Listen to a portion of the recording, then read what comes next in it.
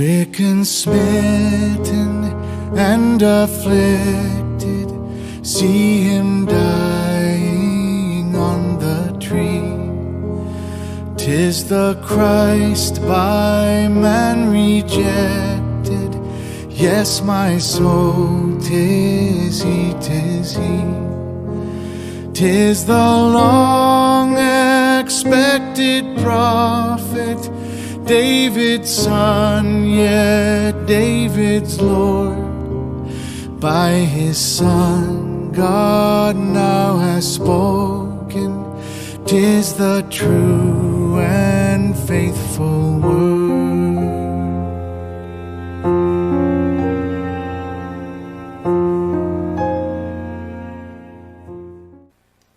Good evening, friends. Welcome to St. John's, to our Good Friday evening service. What brings us here tonight is to look at a battle scene that is one for the ages. The most decisive battle that would take place in the history of all the world. We're going to see how it was fought in just a few moments. At this time, I invite you to sing our opening hymn, There is a Redeemer.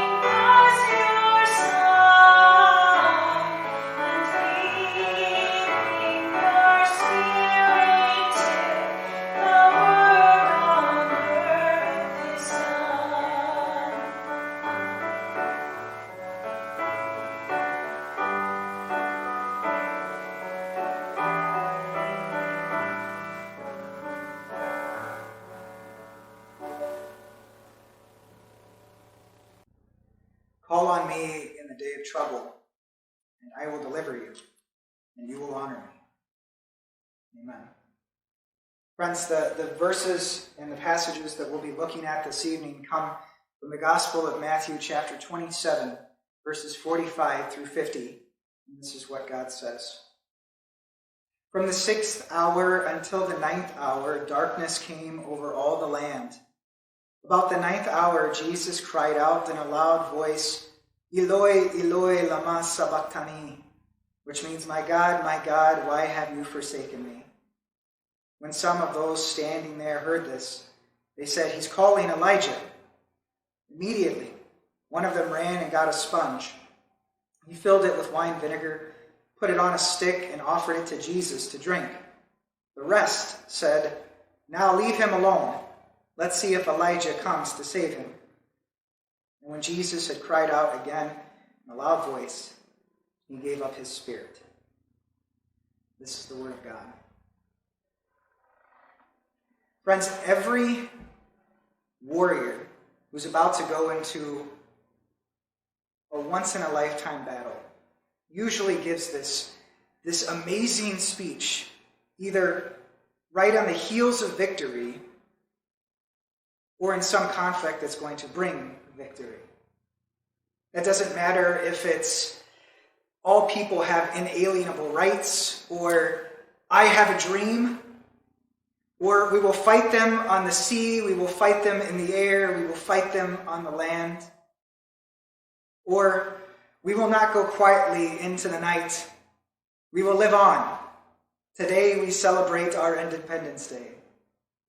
Or, one of my personal favorites, if we cannot protect the world, you can be darn sure that we'll avenge it. All of these momentous speeches by warriors, both fiction and nonfiction, say these amazing things. Speeches that are remembered by many. And victory is seen shortly afterwards. Yet none of them compare to the greatest speech of all. The greatest speech that would give the most important victory for the entire world. Eloi, Eloi, lama sabachthani. My God, why have you forsaken me? It doesn't really seem like a victory speech, does it? In fact, it seems like the exact opposite of victory. We've heard that speech for a very long time, 2,000 plus years.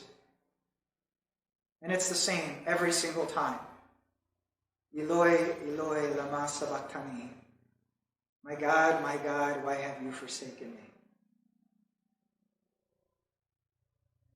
The cool thing is that you and I don't have to answer that question or make a comment on that speech, because the fact is that what was spoken wasn't directed towards you or towards me. Jesus says, my God, why have you forsaken me? He's talking to the one who appeared in a cloud over a body of water and said, "This is my son whom I love, with him I am well pleased." He's talking to the one who appeared in that same cloud over another mountain that said, "This is my son whom I love, listen to him." Yet that's the one now that he's speaking to, and he doesn't address that person as a son would address his father. He addresses him as a humble, suffering servant, addressing the only one who could do anything to ease his suffering and cause it to end. He says, Eloi, my God, Eloi, my God, lama sabachthani. Why have you forsaken me? You and I have nothing to do with that question. He's not asking us. But we are involved with that question because we're the cause of it. That question was asked because of you and because of me. Because it wasn't Jesus' cross that he was carrying. It was yours. It wasn't his nails that were placed into his hands and feet. They were mine. It wasn't his crown that pierced his skull to draw blood that would trickle down his face. That was meant for you. And when he cried out, Eloi, Eloi, lama sabachthani, he was abandoned for us. The strikes that went across his back brought our healing. The pain and anguish of one crying out from the cross wasn't a cry of victory, but anguish. And yet through that anguish, through that despair, and through that prayer, my God, why have you forsaken me? God's silence gives the answer. Eloi, Eloi, lama sabachthani. My God, why have you forsaken me? And as the Father turns his back on his Son, as the Lord of heaven and earth turns his back on a suffering servant, the answer that's given in silence to a complete and total abandonment is this: I'm doing it for them.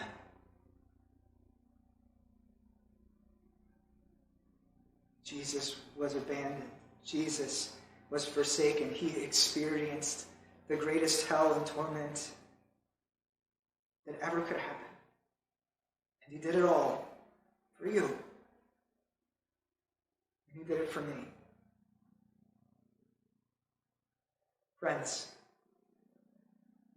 the greatest victory that could ever be seen, the greatest speech that can ever be uttered, wasn't spoken by a person that was standing on a hill.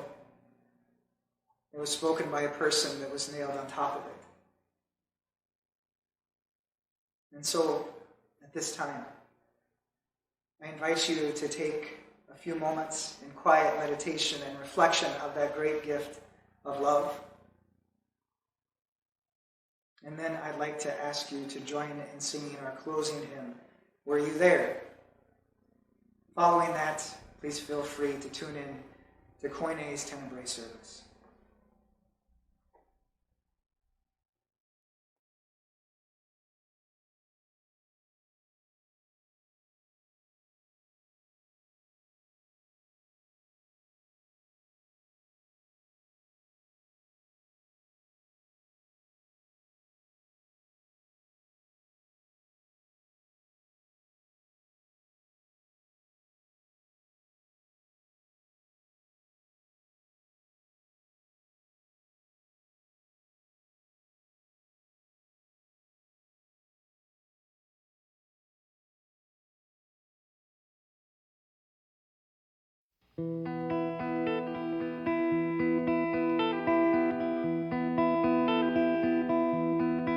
Were you there when they crucified my Lord?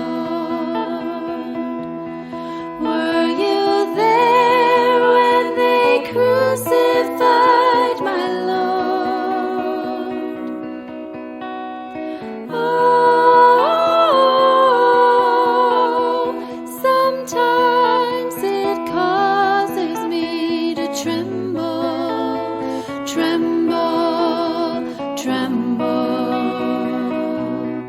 Were you there when they crucified my Lord? Were you there when they nailed him to the tree? Were you there when they nailed him to the tree?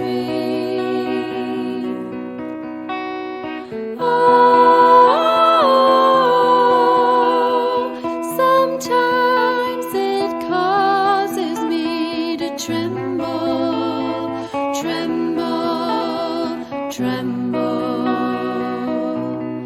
Were you there when they nailed him to the tree? Were you there when they laid him in the tomb? Were you there when they laid him in the tomb? Oh, sometimes it causes me to tremble, tremble.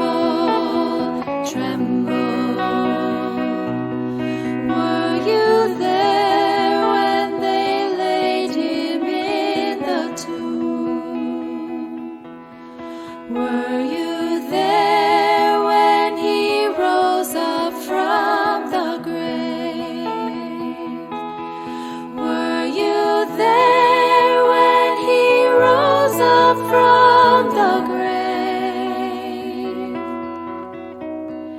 Oh,